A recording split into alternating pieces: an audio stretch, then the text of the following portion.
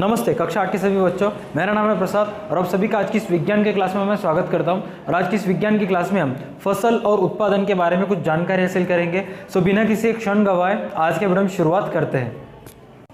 परिचय।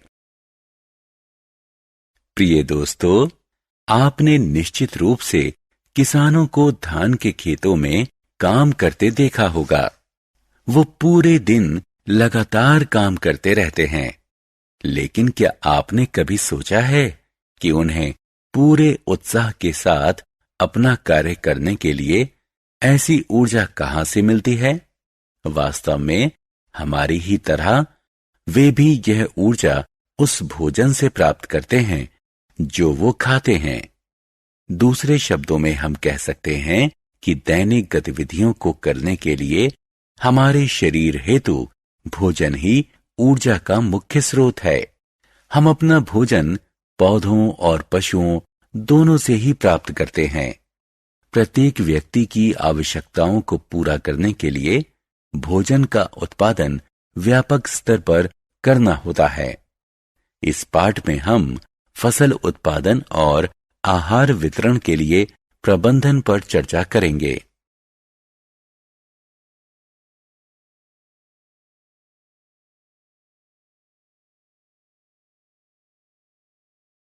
उद्देश्य। इस पाठ के अंत में आप निम्न करने में सक्षम हो जाएंगे। फसलों को मौसम के आधार पर श्रेणीबद्ध करना, जिस मौसम में वे उगती हैं। जुताई में उपयोग होने वाले औजारों को सूचीबद्ध करना। खाद और उर्वरकों के फायदों को सूचीबद्ध करना। सिंचाई की विभिन्न विधियों का वर्णन करना। खरपतवार और खरपतवारनाशी को परिभाषित करना। फसल की कटाई और संग्रहण का वर्णन करना। पशुपालन का उल्लेख करना। फसलों के प्रकार। दोस्तों, क्या आपने मूंगफली के पौधे को देखा है? क्या हम इसे फसल कह सकते हैं? नहीं, हम नहीं कह सकते। क्या आप इस वास्तविकता को जानते हैं कि जब समान प्रकार के पौधे व्यापक स्तर पर विकसित किए जाते हैं तो इसे फसल कहा जाता है। यदि आप गर्मी के मौसम में मटर का पौधा लगाना चाहते हैं तो आप ऐसा नहीं कर सकते। क्या आप इसके पीछे के कारण को जानते हैं? भारत में फसलों को उनके बढ़ने वाले मौसम के आधार पर व्यापक स्तर पर दो श्रेणियों में वर्गीकृत किया गया है, अर्थात रबी और खरीफ फसलें। रबी फसल आमतौर पर जाड़े के मौसम यानी अक्टूबर से मार्च में विकसित होती है। गेहूं, चना और मटर रबी फसल के उदाहरण हैं। खरीफ फसलों की बुआई आमतौर पर वर्षा ऋतु अर्थात जून से सितंबर के बीच की जाती है। धान, मकई, मूंगफली आदि खरीफ फसल के कुछ आम उदाहरण हैं। अनाजों को पैदा करने के लिए विभिन्न गतिविधियां की जाती हैं, जिनको कृषि कार्य कहा जाता है। आइए इनके बारे में विस्तार से एक एक कर जानते हैं।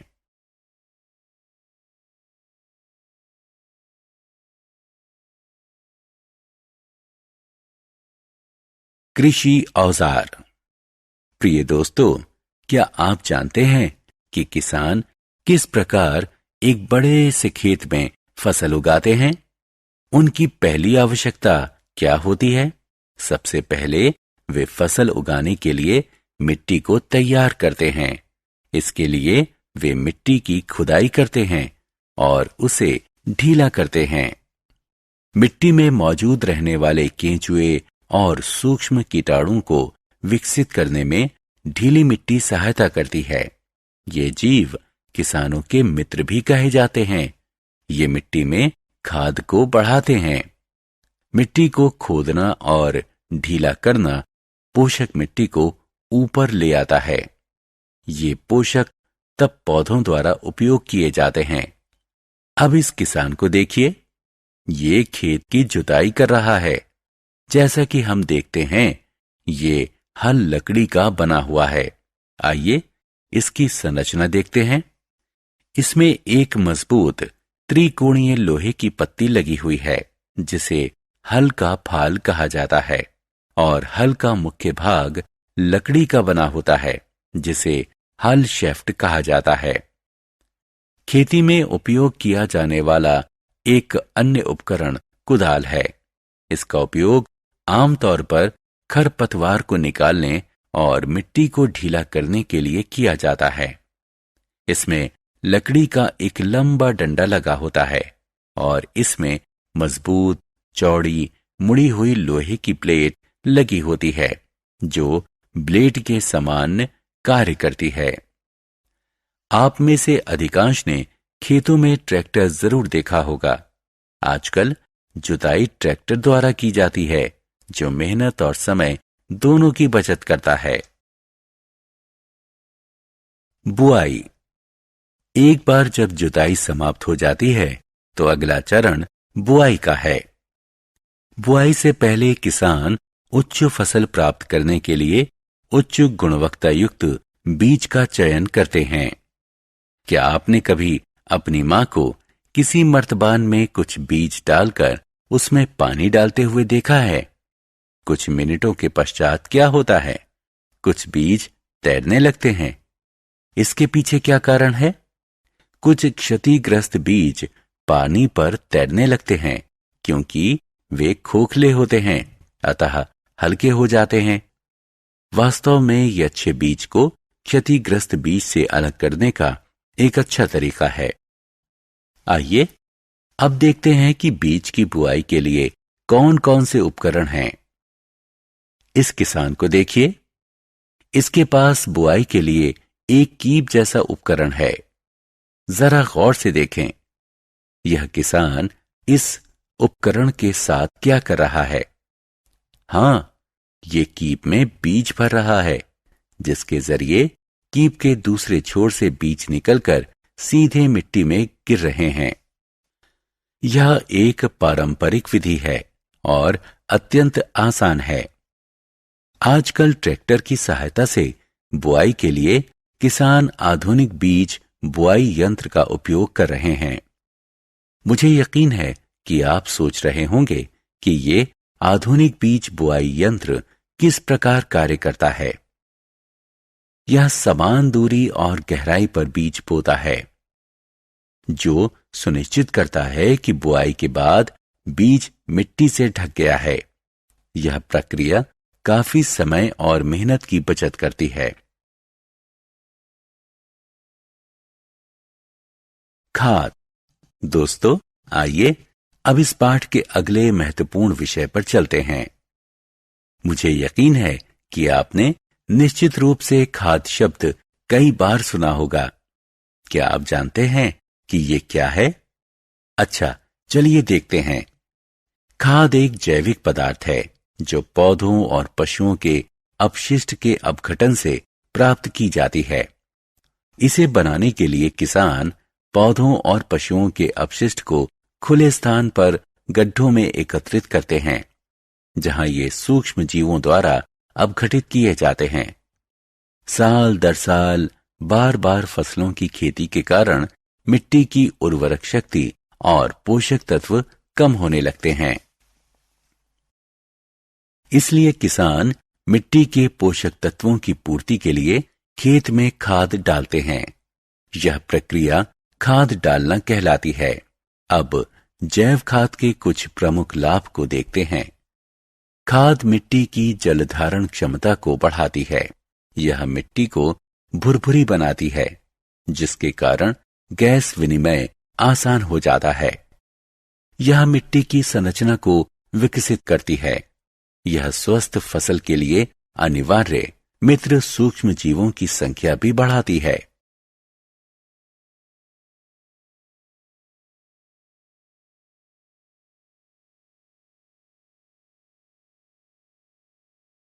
उर्वरक।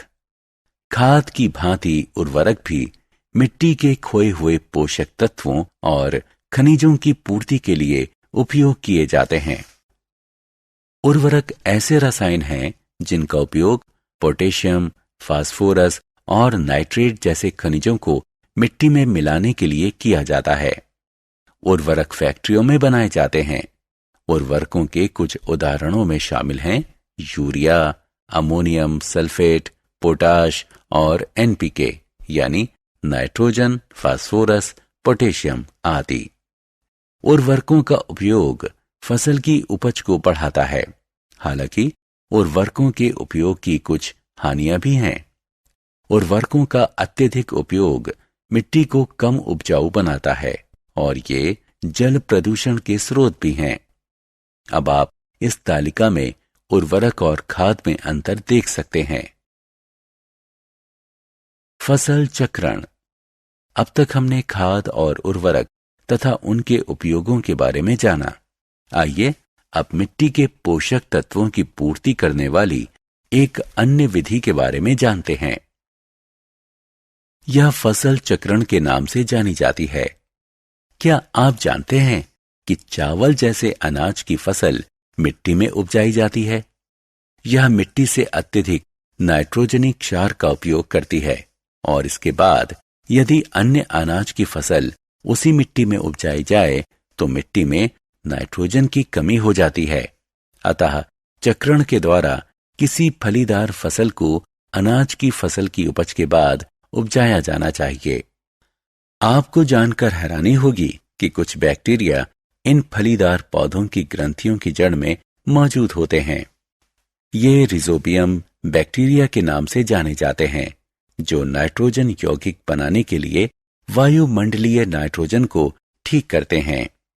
जब ये नाइट्रोजन यौगिक मिट्टी में जाते हैं तो मिट्टी अधिक उपजाऊ हो जाती है।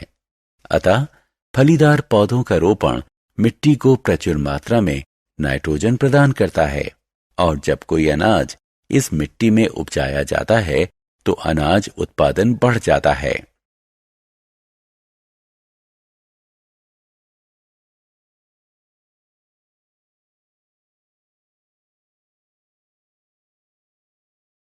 सिंचाई और इसके स्रोत। दोस्तों, जैसा कि हम सभी जानते हैं, सभी सजीवों के लिए जल अत्यंत अनिवार्य है। लेकिन फसल के उत्पादन में इसकी क्या भूमिका है?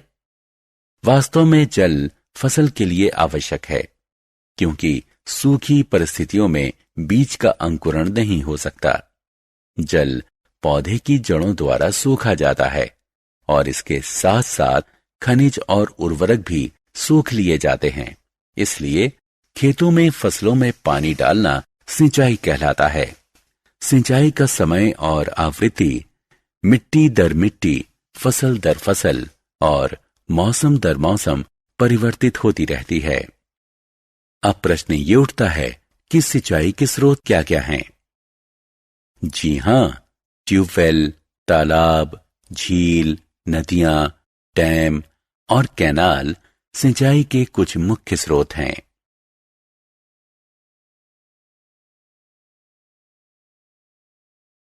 सिंचाई की आधुनिक विधियां। आइए अब सिंचाई की आधुनिक विधियों को जानते हैं।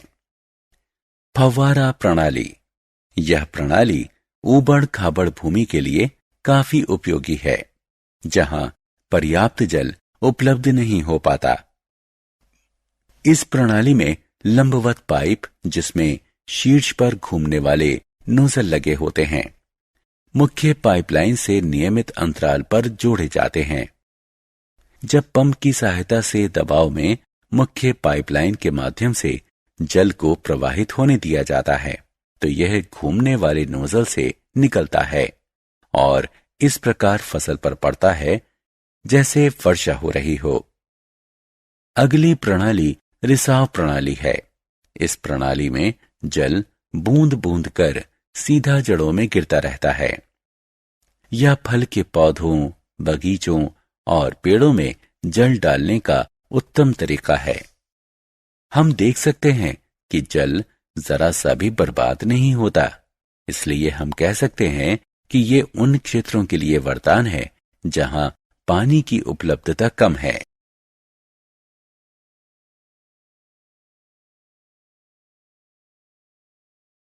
फसल की कटाई। दोस्तों, क्या आप सोचते हैं जब फसल पक जाती है तो किसान क्या करता है? हाँ, वो फसल को काटता है। यह प्रक्रिया कटाई कहलाती है और यह महत्वपूर्ण कार्य है। आइए अब जानते हैं कि कटाई कैसे की जाती है। कटाई की प्रक्रिया में फसल को निकाला जाता है या दरांती अथवा कटाई मशीन का उपयोग कर जमीन के निकट से काटा जाता है। इसके बाद अनाज के बीजों को भूसे से अलग किया जाता है। इस प्रक्रिया को गाहना या भूसे से अलग करना कहते हैं। यह एक मशीन की सहायता से किया जाता है जिसे कंबाइन कहते हैं, जो वास्तव में एक जुड़ी हुई कटाई और कहाई की मशीन है।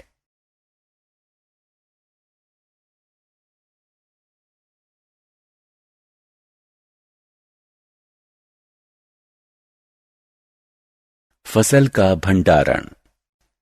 एक बार कटाई हो जाने के बाद फसल को बड़े भंडार में संग्रहण किया जाता है। हमें फसल को संग्रहण करते समय सावधानी रखनी चाहिए, क्योंकि यदि कटे हुए अनाज को बिना सुखाए संग्रहण कर दिया जाए तो वे बर्बाद हो सकते हैं या इन पर सूक्ष्मजीव आक्रमण कर सकते हैं। अतः वे अपनी अंकुरण की क्षमता खो देंगे। इसलिए अनाज में मौजूद नमी को कम करने के लिए उन्हें सूर्य के प्रकाश में भली भांति सुखाया जाना चाहिए। क्या आप इस तथ्य को जानते हैं कि किसान अनाज को पटसन के झोले या धात्विक डब्बों में संग्रहित करते हैं, लेकिन व्यापक स्तर पर अनाज के संग्रहण के लिए बुखारी और अन्य भंडार का उपयोग करते हैं। आमतौर पर लोग अनाज के संग्रहण के लिए लोहे के ड्रम में सुखाए हुए नीम के पत्ते भी रखते हैं, क्योंकि ये पत्ते अनाज को कीटों व सूक्ष्म जीवों से बचाते हैं। पशुपालन। दोस्तों, क्या आप जानते हैं कि पशु भी हमें विभिन्न प्रकार के खाद्य पदार्थ प्रदान करते हैं? तटीय क्षेत्रों में रहने वाले कई लोग मछली का सेवन उनके आहार के मुख्य भाग के रूप में करते हैं। आपको यहां जानकर हैरानी होगी कि फसल उत्पादन प्रक्रिया के समान ही पशुओं का पालन भी घर या बाड़ी में किया जाता है। उनको उचित आहार, आश्रय और देखभाल प्रदान की जाती है ताकि वे हमें खाने के लिए स्वस्थ पदार्थ प्रदान कर सकें। यह प्रक्रिया पशुपालन कहलाती है। दूसरे शब्दों में हम कह सकते हैं कि पशुपालन का अर्थ है व्यापक स्तर पर पशुधन का पालन और पोषण।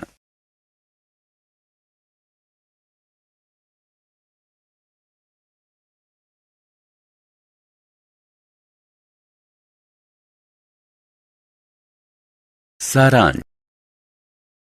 आइए हमने जो कुछ सीखा है उसे संक्षेप में दोहराएं। भारत में व्यापक स्तर पर अनाज जिन मौसमों में उपजते हैं उसके आधार पर इन्हें दो प्रकारों में वर्गीकृत किया जाता है, रबी और खरीफ। फसल को उचित समय अंतराल पर जलापूर्ति करना सिंचाई कहलाता है। मानवीय रूप से या मशीनों द्वारा पकी हुई फसलों को काटना कटाई कहलाता है। अनाज को उसके भूसे से अलग करना गहाई कहलाता है।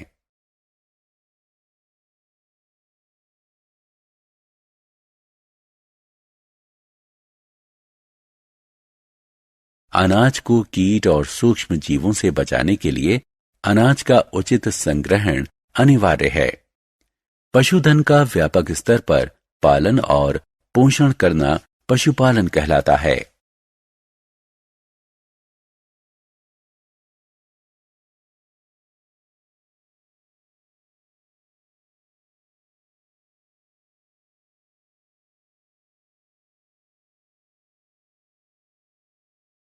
आप सभी बच्चों का तहे दिल से धन्यवाद इस वीडियो को फिर से एक बार देखने के लिए। आपसे उम्मीद है कि आप इस वीडियो को लाइक करोगे, इस वीडियो की लिंक आपके फ्रेंड के साथ शेयर करोगे और हमारे यूट्यूब चैनल को सब्सक्राइब करोगे। अगर आप एक बच्चे के माता पिता हैं तो आपसे ये उम्मीद है कि आप प्ले स्टोर से जाकर DA2 अकेडमी का ऐप डाउनलोड करोगे, ताकि आपको 4th स्टैंडर्ड से लेकर 12th स्टैंडर्ड तक सारे के सारे चैप्टर्स की वीडियो मिलते रहेंगे। आज की वीडियो के लिए बस इतना ही। तब तक के लिए देखते रहे हमारे YouTube channel DA2 academy. Stay connected, अपना ख्याल रखना, मिलते हैं नेक्स्ट वीडियो में।